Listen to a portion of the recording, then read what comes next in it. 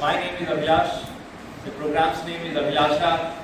I spoke with Somanji if the name could be changed, otherwise people would feel that just because PC's name is Abhilash, he named the program on his name himself. There is a book called The Theory of Everyday Design.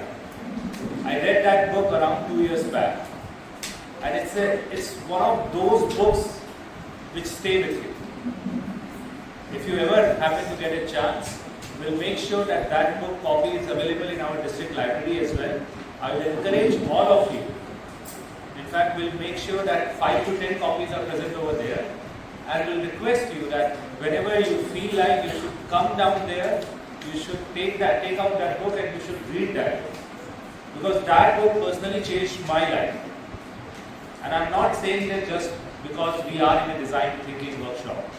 I'm saying that with full responsibility. So design thinking is basically something that matters in more or less every decision of our life.